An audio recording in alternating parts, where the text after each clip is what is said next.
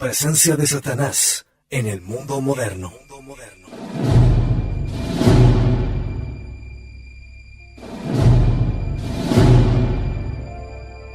La realidad cruda de los demonios que andan dispersos por el mundo para la perdición de las almas. Un texto preconciliar de Monseñor Cristiani.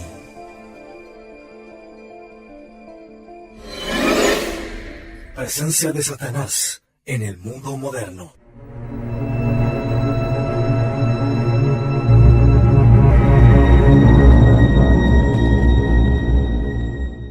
¿Qué tal? ¿Cómo les va, queridos auditores de Comisión Radio? Aquí retomamos el libro que estábamos transmitiéndoles por este medio, Presencia de Satán en el mundo moderno, escrito por Monseñor Cristiani.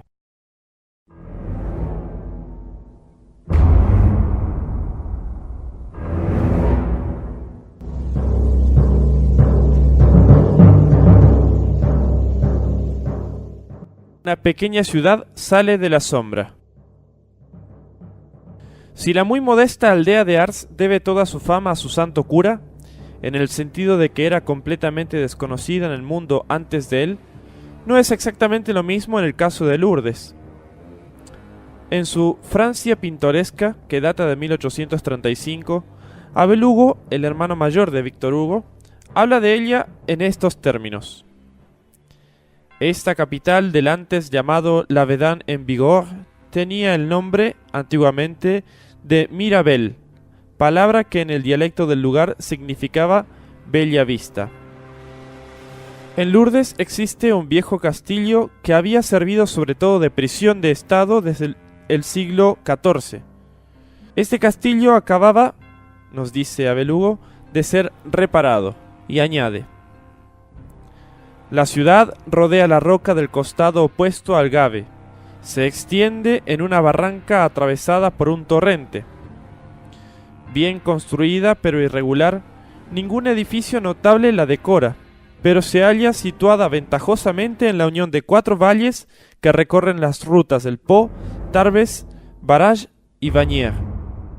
Pero no fue un bello lugar lo que acudieron a ver millones de peregrinos en el transcurso del año 1858. Este año marcó el centenario de las apariciones. ¿De qué apariciones se trata? Todo el mundo lo sabe.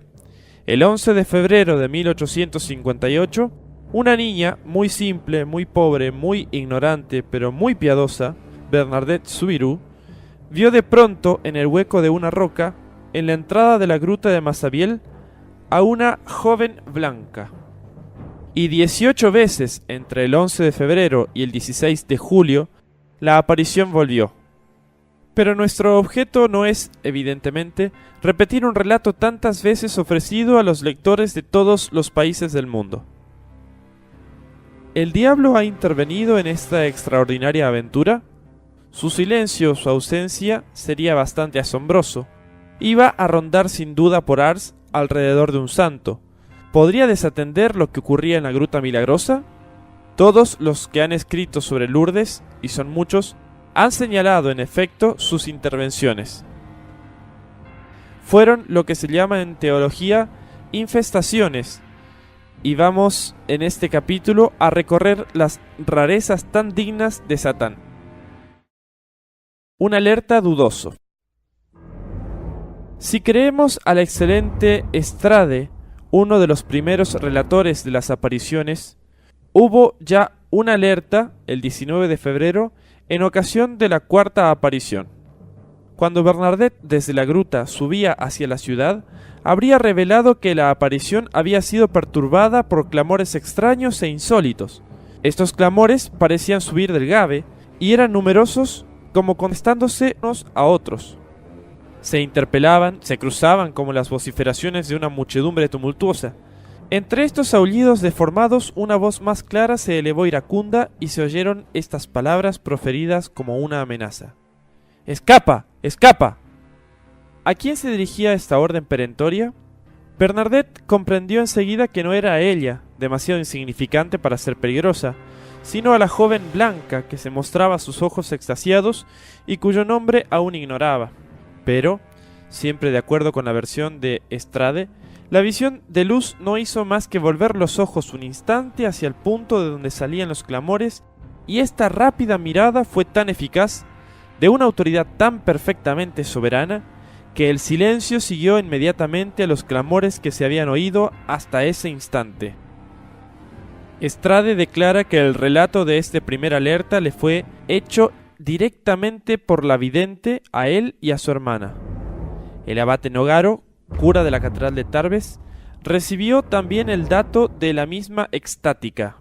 Extática se refiere a Bernadette porque tenía éxtasis. Creemos, pues, con Monseñor Trochu, que debemos admitir el hecho, pero tenemos dudas sobre la fecha.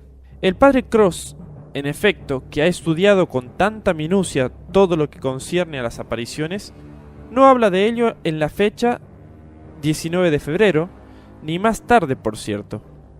Además, tiene ocasión, con harta frecuencia, de señalar los errores en los recuerdos del buen señor Estrade, lo cual nos induce a creer que éste ha situado mal el citado episodio en el sentido de habernos dado una fecha muy anterior.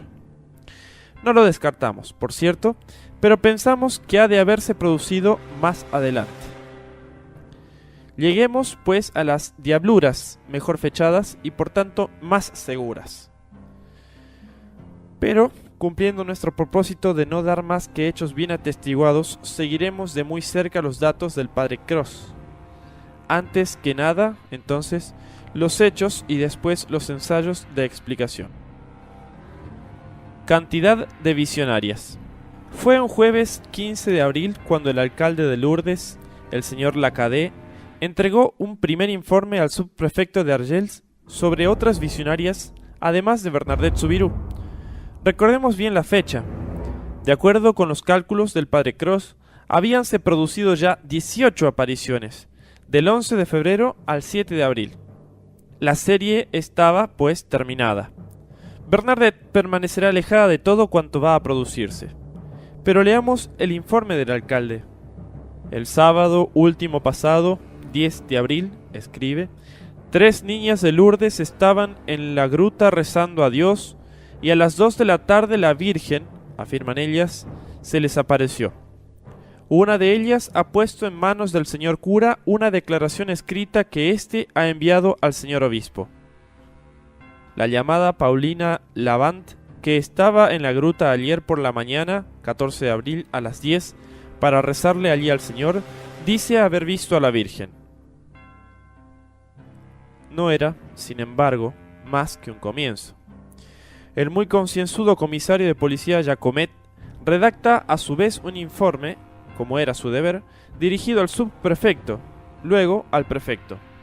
Las visionarias van a multiplicarse. Bernadette está, si nos atrevemos a decirlo, hundida. No puede rivalizar con tantas otras que ven maravillas. El comisario da detalles muy precisos. Estos detalles son muy útiles para formarse una opinión sobre el valor de estas nuevas visiones. ¿Dónde ocurren? Jamás en el lugar mismo donde Bernadette había visto a la Virgen y oído su nombre de labios de ella misma. Parece que una protección invisible rodea ese lugar, como rodea a la persona misma de Bernadette. En tanto que ésta permanecerá siempre tan natural, es decir, tan exactamente lo que ella era, muy simple, muy modesta, muy ignorante, pero muy recta y muy sincera. He aquí las indicaciones que nos han sido proporcionadas sobre las nuevas videntes. El 10 de abril eran 5 y no 3, como lo decía el primer informe del alcalde. Una de ellas, escribe el comisario, es Claire Marie Sancenave, de 22 años, muchacha virtuosa, de una fe ardiente, de una imaginación exaltada.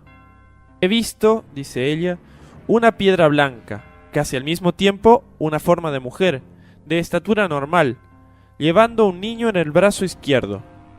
El rostro sonriente, cabellos ondulados que le caían por los hombros, sobre su cabeza algo blanco levantado como por una peineta. Por fin, un vestido blanco. En cuanto al niño, lo distinguí confusamente y solo al principio. Después no lo vi más. Hasta aquí la primera vidente. La segunda, Madeleine casó 45 años, casada, mala mujer, adicta a la bebida, explica así su visión. Vi sobre la piedra blanca algo del tamaño de una niña de 10 años. Tenía un velo blanco sobre la cabeza que le caía sobre los hombros. Los cabellos le caían sobre el pecho. Todas las veces que se movía un poco la vela, esta forma desaparecía.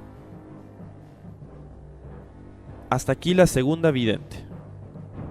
La tercera, Honorine Lacroix, de más de 40 años, prostituta, de costumbres innobles, dijo que había visto la primera a la Virgen.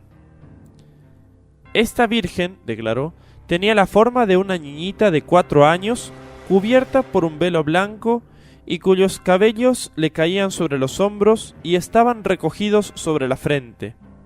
Sus ojos eran azules, sus cabellos eran rubios, la parte inferior del rostro era blanco y las mejillas rojas. En cuanto a las dos extranjeras, de las cuales una ha tenido también una visión, según dicen, no se ha oído hablar más de ellas. Se ignora de dónde son. Y como ven, queridos auditores, todo esto, a primera vista, es muy sospechoso. Por lo que no lo es menos, es el lugar donde se manifestaban estas pretendidas apariciones. Veamos pues el lugar. Es siempre el comisario el que nos ha hecho una descripción detallada. Después que la gruta, como consecuencia de las apariciones a Bernadette, se hubo convertido en un punto de peregrinaje popular, se había levantado allí una especie de altar donde los visitantes llevaban ramos de flores del campo o de los jardines y depositaban allí sus ofrendas. La gruta tenía la forma de un horno de alrededor de 4 metros de profundidad. La bóveda de este horno se hallaba a 2,60 metros de altura. Ahora bien, a los 2,50 metros, más o menos, es decir, en un punto al cual no podía llegarse sin una pequeña escalera, se abría en la bóveda misma un corredor estrecho que se hundía, aunque ascendiendo abruptamente en el interior de la roca. Este corredor podía tener 4 metros de largo y desembocaba en un espacio oval que medía alrededor de 2,60 metros de diámetro. Más adelante el corredor se estrecha de nuevo, y 4 metros más adelante uno estaba bloqueado, pero se podían percibir a la luz de los cirios paneles de rocas blanquecinas. Se sobreentiende que para deslizarse en este hueco de la roca era necesario, casi sin excepción, arrastrarse boca abajo en una posición muy incómoda y bastante poco decente para una mujer. Además, la primera vez las videntes no habían llevado consigo ninguna escalera, como se hizo después, sino que habían trepado sin vergüenza al altar levantado en el fondo de la gruta para arrastrarse desde ahí en el corredor misterioso que acabamos de describir sumariamente. Se iluminaban con velas cuya luz vacilante arrojaba, sin duda, formas cambiantes que podían tomarse, con un poco de imaginación, ora por una mujer de estatura normal, ora por una niñita de 10 años o aún mismo de 4. El comisario decía claramente con una expresión de reprobación: «Fue el sábado 10 de abril que por primera vez las mujeres se arriesgaron a visitar el lugar que les describo. Ni el altar que era necesario hollar, ni la decencia, ni nada las detuvo. Eran 5, grupo bien curioso por las diferencias de edad, de vida y de costumbres». Esta primera visita no tuvo mucha repercusión. Marie Cazenave, la más honorable de las 3 videntes, parece haberse sentido, dijo el comisario, avergonzada de lo que declaraban haber visto sus poco dignas compañeras. Pero la cosa se propagó, con todo. La curiosidad fue más fuerte que el respeto humano. Otras mujeres entraron a su vez en el hueco de la roca. Muchas no vieron nada y regresaron muy desconcertadas. Pero el 14 de abril, Suzette Lavant, sirvienta de 50 años de edad, realiza la ascensión de la galería y vuelve toda entusiasmada. La rodean, la interrogan. Ella ha visto. Está todavía toda temblorosa. ¿Qué ha visto? Una forma blanca, dice, más o menos del tamaño mío, una especie de vapor como un velo, y debajo un vestido de cola, pero no distinguí ninguna forma humana, ni cabeza, ni brazos, ni piernas, ni parte alguna del cuerpo. Por lo demás, añade, lo que he visto es tan indeciso y vago que no puedo darme cuenta de lo que es. Y con estos elementos empezó el alboroto. A partir de este momento, los peregrinajes a la galería tan poco abordable se multiplican. El 17 de abril, por primera vez, hombres y mujeres se encuentran reunidos para esta expedición perturbadora. Una joven, Josefina Alvario, de 15 años, empieza a llorar, a agitarse. La tranquilizan, la hacen salir. Se ven obligados a conducirla de nuevo a su casa y a acostarla. Declara que ha visto a la Inmaculada Concepción llevando a un niño en brazos y junto a ella a un hombre con una larga barba. Y esta misma aparición parece perseguirla hasta su cama.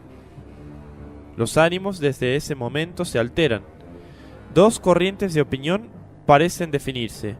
Unos están llenos de admiración, creen en todas las apariciones, las de Bernadette y la de sus émulos. Otros, chocados por muchos detalles de las nuevas visiones, no creen ni en las de Bernadette. La confusión es enorme. El 18 de abril, la propia sirvienta del alcalde es presa de convulsiones porque ella también ha creído ver algo. Pero esta vez ella no ha tenido ni siquiera que subir al corredor de la roca, puesto que sus convulsiones empezaron delante del altar de la gruta cuando rezaba su rosario. El alcalde tiene absoluta confianza en su sirvienta.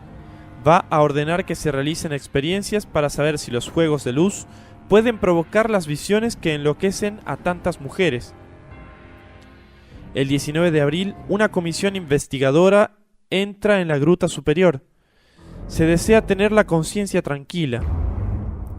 Las visiones, y sobre todo la de Josefina Alvario, que le han provocado un éxtasis de 3/4 de hora, ¿pueden tener una explicación natural? Pero el resultado de esta investigación es completamente negativo. Con todo, debemos destacar que las apariciones a Bernadette habían estado rodeadas de circunstancias muy diferentes de las que acabamos de relatar. Lo cierto es que la muchedumbre tenía tendencia a confundirlas. Las personas serias como el comisario Jacomet se creyeron, por lo tanto, autorizadas sin más trámites a atribuirlas las unas y las otras a imaginaciones deplorables. Y el procurador Dautour escribirá al procurador general el 18 de abril quejándose de la actitud del clero. No se hace nada para desviar del camino por el cual avanza cada día más el sentimiento religioso que se extravía como consecuencia de la locura o de la superchería. Las visiones se multiplican, ya no se alcanza a contar los milagros. El clero y el señor alcalde de Lourdes no parecen tener otra preocupación que registrarlos. Y reconstruye a su vez, como el comisario Jacomet, todo el proceso de las visiones que acabamos de relatar. No hay duda que en esta fecha de fines de abril de 1858, la confusión de los espíritus era extrema en lo tocante a las apariciones. Primeros temores. Y sin embargo, una voz se hizo oír que debemos registrar y que nos servirá aquí como principio de distinción. Hemos dicho que había hasta ese momento dos tendencias: o admitir y admirarlo todo, o condenar todo y poner todo en cuarentena. Por primera vez, un sacerdote va a insinuar lo que más tarde fue reconocido como verdad. Hacia esa misma época, en el número de videntes, se contaba una cierta Marie Bernard de Carré-Bazet. Pretendía, cuenta el abate Pen, haber visto en la gruta a un grupo de 3 personas: un hombre con barba blanca, una mujer bastante joven y un niño. El anciano tenía llaves en una mano y con la otra se enrulaba los bigotes. Al principio se dijo en la ciudad que podía ser la Santa Familia. Más tarde, la misma visión se reprodujo y se añadió que se habían observado ademanes poco decentes hechos por estos personajes. Si estos ademanes fueron advertidos por la misma visionaria o por otros que hubieran podido tener la misma visión, tanto mi hermana como yo nunca lo supimos. Recordemos que está hablando el abate Penn. No obstante, esta mujer era penitente mía y varias veces me había relatado estos hechos, pero no le presté mayor atención, creyendo que no eran más que maniobras diabólicas tratando de cubrir con su sombra las apariciones precedentes. Hasta aquí el abate Penn. Nosotros vamos a subrayar estas últimas líneas. Nos parecen dar, en efecto, la explicación más razonable sobre todo el conjunto de hechos. Aunque atribuyamos a la exaltación, a la imaginación, al contagio espiritual, las visiones que se agregan a las apariciones de Bernadette, no hay duda, en efecto, que el demonio hallaba en ellas su provecho y que se veía asomar en el conjunto de los episodios de los cuales no hemos comentado más que una parte, una táctica, la de desvirtuar las visiones auténticas y las apariciones certísimas de la Virgen bajo el flujo de imitaciones absurdas o estrambóticas con las que una parte del público se saciaba con deleite en Lourdes, mientras que los más cuerdos se encogían de hombros. Ahogar la verdad en la mentira era un procedimiento muy digno del demonio, y lo que vamos a decir confirmará esta primera apreciación de los acontecimientos. Debemos hacer notar, con todo, que las interdicciones y oposiciones que sufrieron las apariciones verídicas de Bernadette tuvieron por lo menos un buen resultado, el de limitar o de suprimir las manifestaciones diabólicas en su extrema violencia. Con el tiempo se llegará a comprender que no se trataba de admirar todo ni de condenar todo, sino simplemente de distinguir.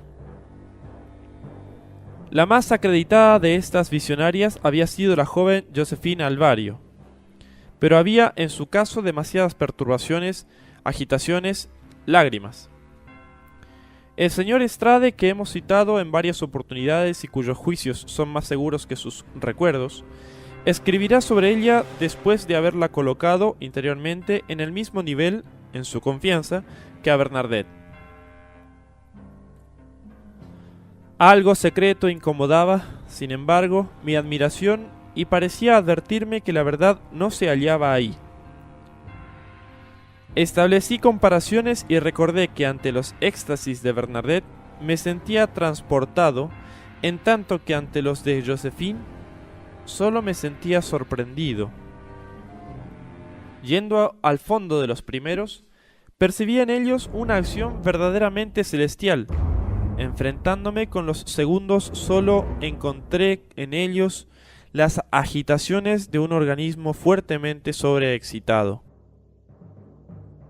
Al hablar así, el señor Estrade, como todas las personas sensatas, practicaba ese arte necesario que San Ignacio de Loyola había llamado discernimiento de los espíritus, y el mismo San Ignacio no había hecho sino poner en fórmulas el grande precepto de San Pablo en los albores del cristianismo: el espíritu no lo apaguéis, las profecías no las menospreciéis, probadlo todo, quedaos con lo bueno.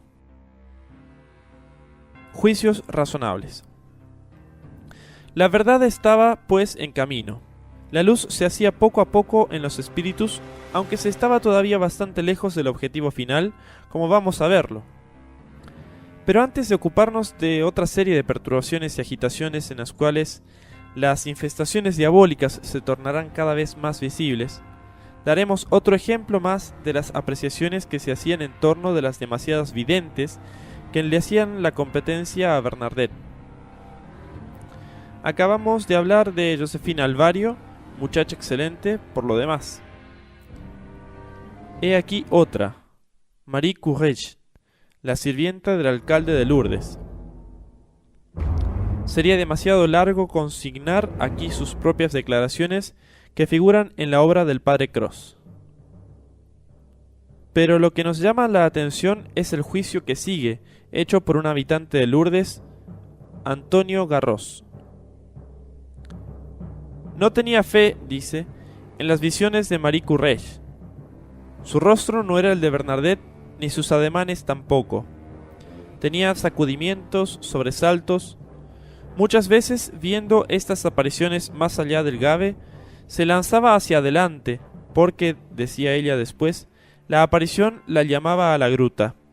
Si no la hubiésemos retenido con grandes esfuerzos, se hubiera precipitado en el Gave. Cierto día que yo la retuve violentamente, las personas que miraban empezaron a gritar: «¡Déjala ir! Si cruza el Gave será un milagro». Pero yo no los escuché. Prefería evitar que se ahogara y me dije: si la Santísima Virgen quiere que cruce el Gave, sabrá bien cómo arrancarla de mis brazos.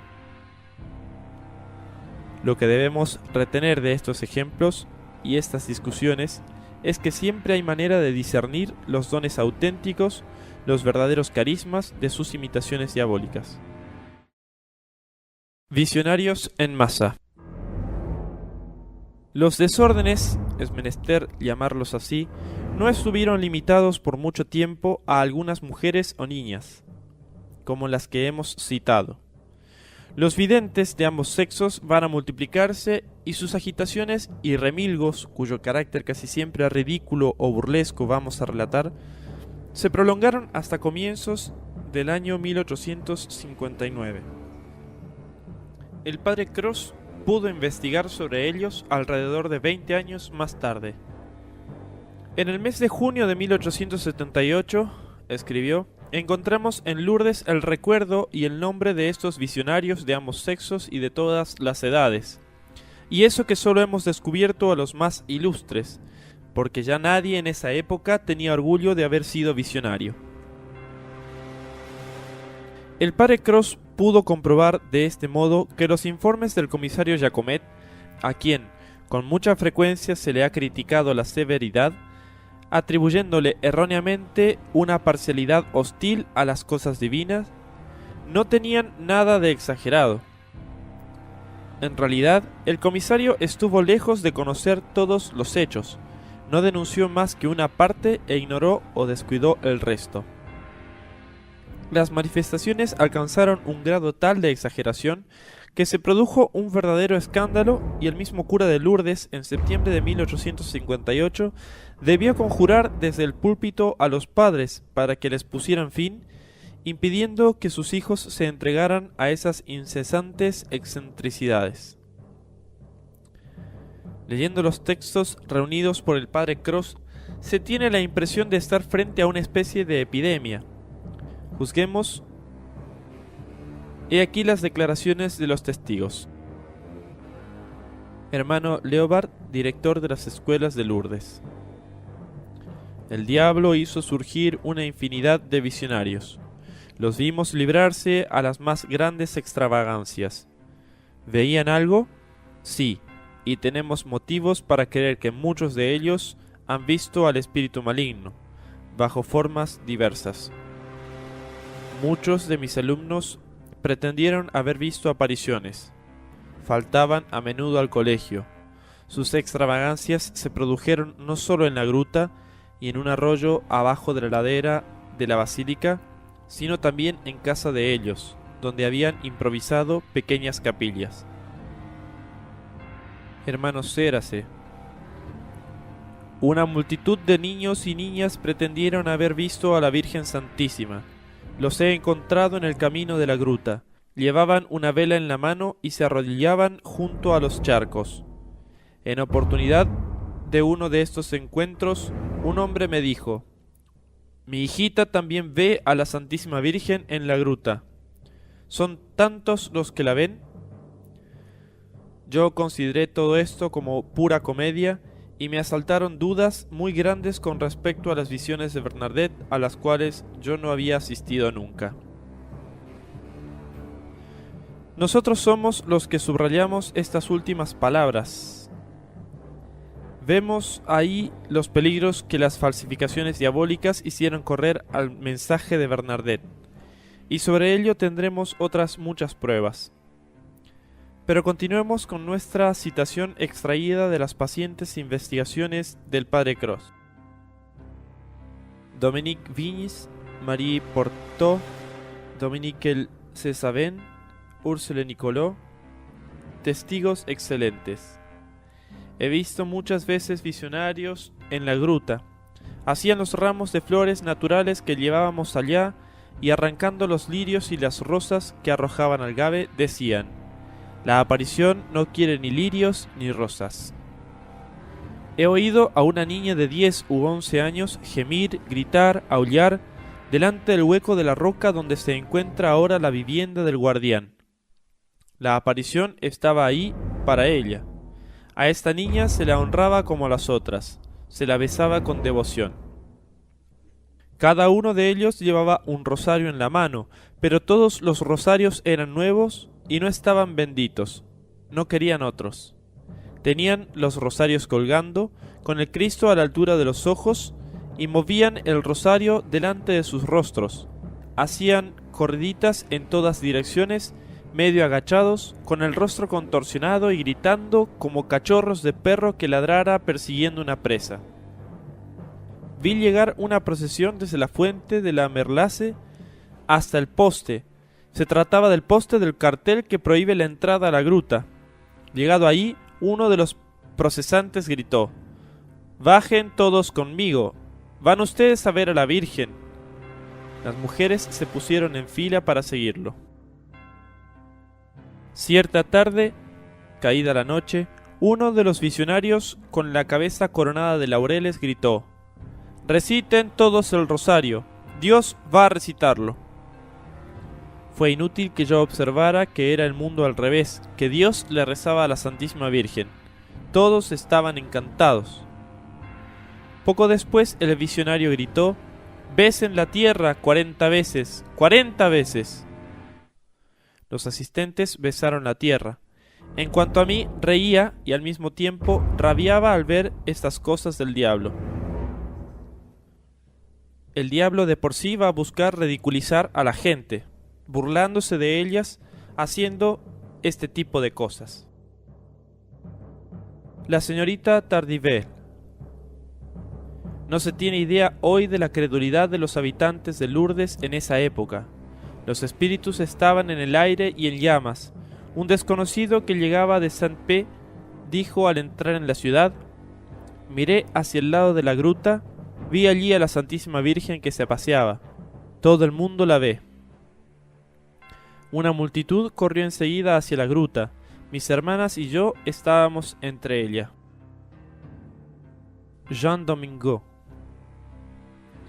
Cierto día vi desde la Rivière a un visionario de pie frente a la gruta y le gritó a la multitud que se agolpaba entre el canal del Gave y más allá del río en la pradera donde yo estaba: «Sacad los rosarios, voy a bendecirlos». Todos sacaron los rosarios y el visionario los bendecía con el agua de la gruta. Lo que había de más revelador, generalmente, en las payasadas de todas estas pobres criaturas eran sus horrorosas muecas. He aquí los testimonios en este sentido, recopilados sobre todo por el padre Cros. El guardabosque Calet. Cierto día seguí al visionario Barrot hasta el molino. Llegado junto a una cama, se puso a trepar por las cortinas con muecas espantosas, rechinaba los dientes o los hacía castañetear, y sus ojos tenían algo de salvajes. La señora Prat. Fui una vez testigo de las visiones de mi Nino. Relinchaba y su rostro era tan horroroso que yo no podía mirarlos. Otros testigos nos señalan ademanes estúpidos de parte de estos visionarios improvisados. Habían visto a Bernadette una vez comer hierba, o por lo menos se había hablado de esto. Entonces les agradaba imitar este acto y por este medio es evidente que los desacreditaban sin querer, puesto que la mayoría de ellos actuaba sin darse cuenta del alcance de su comportamiento. pero tenían también otras invenciones de su propia cosecha. Pauline Bourdeau: he visto a 12 llegar juntos a la gruta en nuestra calle con coronas de flores sobre la cabeza.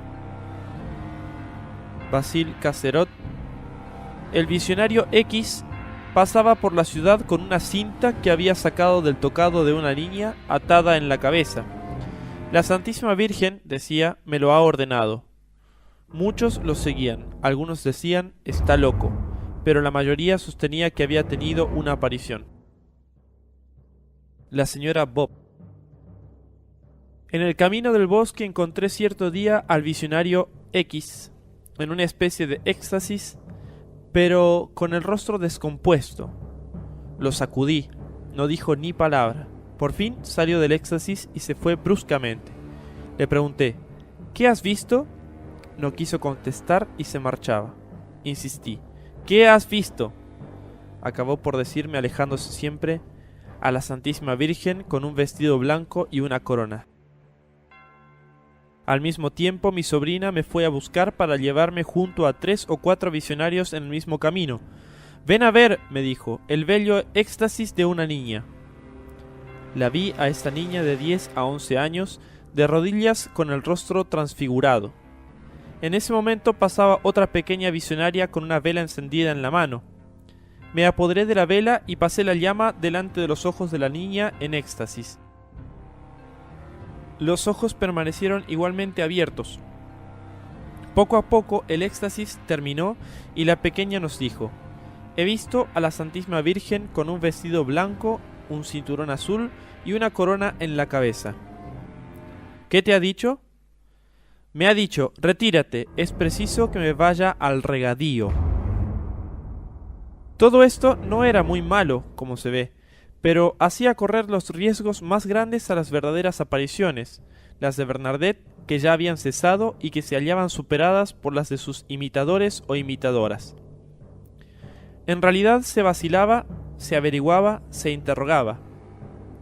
Esta cantidad de visiones, algunas de las cuales muy sospechosas, los milagros alegados, algunos de los cuales se revelaban más que dudosos, todo esto arrojaba la confusión en los mejores espíritus. Un ejemplo notable va a hacérnoslo comprender. Entre los que se citaron al principio con los incrédulos frente a los hechos de Lourdes, se encontraba con la mejor fe del mundo un director del gran seminario de Tarbes, el canónigo Rives. Él mismo ha contado cómo fue a Lourdes en el mes de agosto de 1858. Estaba acompañado por un sacerdote extranjero. Los dos iban con el fin de informarse. Quisieron, antes que nada, ver a Bernadette. Esta permanecía, a pesar de todo, en el primer plano de las actualidades de Lourdes. Era ella, por cierto, quien había tenido los primeros favores de las apariciones. Nuestros dos visitantes se presentaron en casa de los padres de Bernadette y pidieron verla. La niña estaba ausente. Prometieron, por lo tanto, volver al molino, entonces tenido por el padre. Y a continuación veremos la escena de la cual fueron testigos. Del molino, dijo el canónigo Rives, nos dirigimos a la gruta por un pequeño camino que corre a lo largo del fuerte. Descendimos la pendiente, entonces abrupta y árida, plantada hoy de árboles verdes y más fácilmente transitable gracias al camino en zigzag tan conocido de los peregrinos.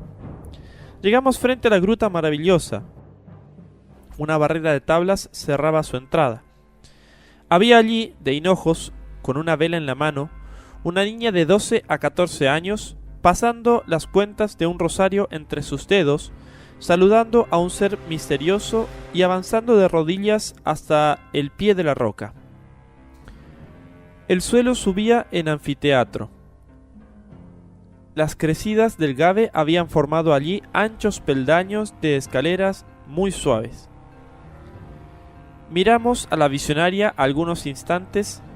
Sus facciones estaban contraídas y eran repelentes. Mi compañero le gritó: ¡Sal de ahí! ¡Estás haciendo la obra del diablo!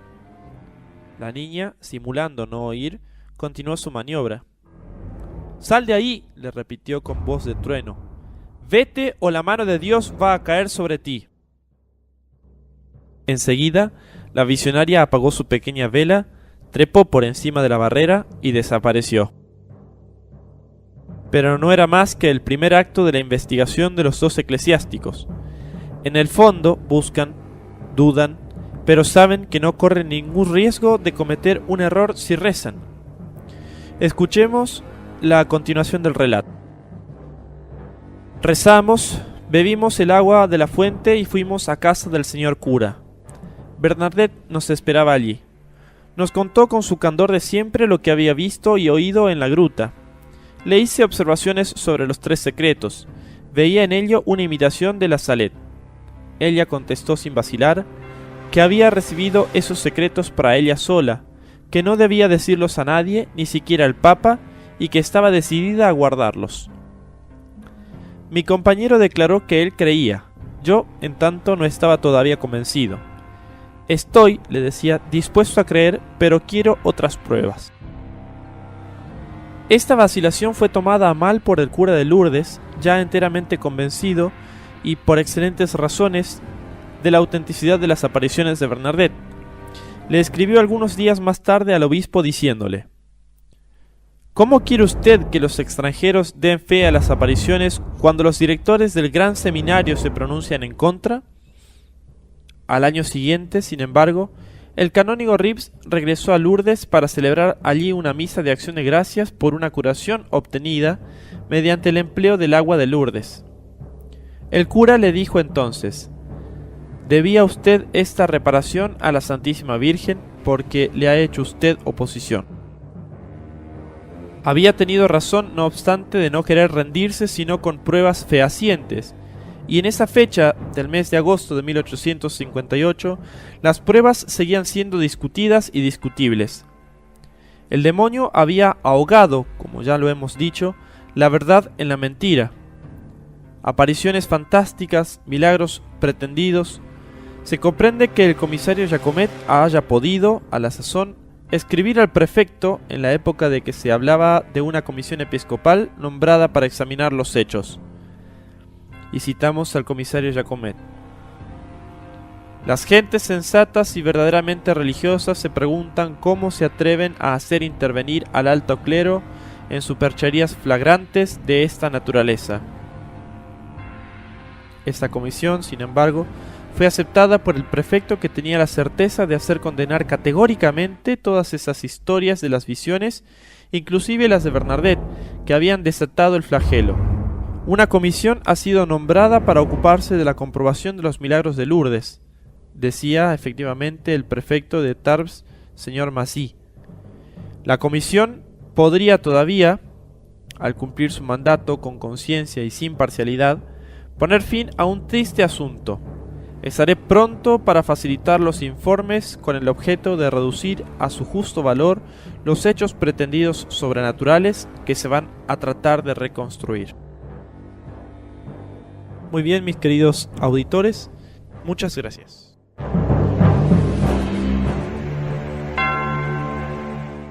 Presencia de Satanás en el mundo moderno.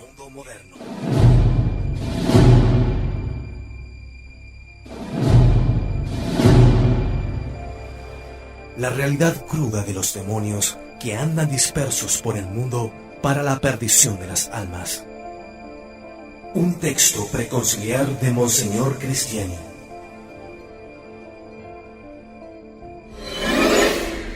Presencia de Satanás en el mundo moderno.